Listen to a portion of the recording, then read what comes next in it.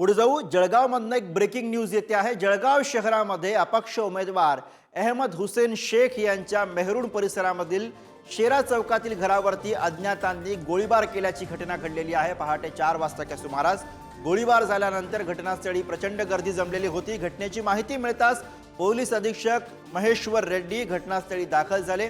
गोळीबार करणाऱ्यांचा शोध सध्या सुरू आहे। अपक्ष उमेदवाराला पोलीस संरक्षण यामुळे देण्याचा निर्णय घेण्यात आलेला आहे।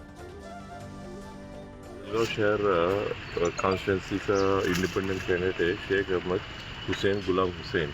इनका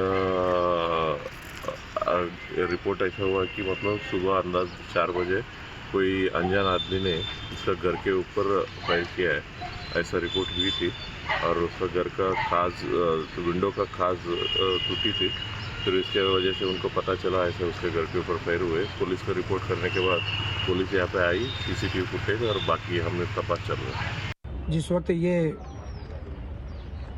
फायर हुई तो ऐसा लगा कि भी जैसा कुछ फूटा है, लेकिन थोड़ी देर के बाद जब उठकर देखा खिड़की के जो है कांच फूटे हुए मिले, एक बुलेट मिली है।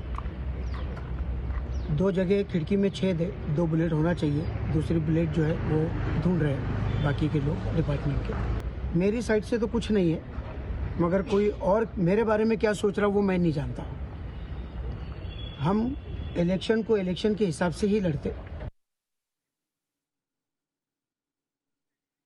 आणि याच विषयी आपण अधिक बोलूया। प्रतिनिधी सचिन गोसावी सध्या फोन लाईन वरनं आपल्या सोबत आहेत। सचिन, मतदानाच्या 2 दिवस आधी घडलेली ही घटना आहे, काय या नंतर प्रतिक्रिया उमटताना दिसत आहेत? तपासामध्ये काय नवी माहिती समोर आली आहे का? निश्चितच गुरु, जर आपण बघितलं तर जळगाव जिल्ह्यामध्ये अशा 2 घटना घडलेल्या आहेत। आज सकाळी जळगाव शहरातील मेरुण परिसरात 4 वाजेच्या सुमारास जे अपक्ष उमेदवार आहेत अहमद हुसेन शेख यांच्या घरावर अज्ञात व्यक्तीने गोळीबार केल्याची माहिती समोर आलेली आहे। तपासामध्ये 3 राऊंड फायर केल्याची देखील प्राथमिक माहिती समोर आलेली आहे। घटनेची माहिती मिळताच पोलीस अधीक्षकांसह पोलीस पथक त्या ठिकाणी रवाना झाले असून ते आता कसून या घटनेची चौकशी करत आहेत। आपण जर बघितलं तर मुक्ताईनगर मधील विनोद सोनवणे नावाच्या अपक्ष उमेदवारावर देखील आता काही दिवसांपूर्वी गोळीबार झालेला होता।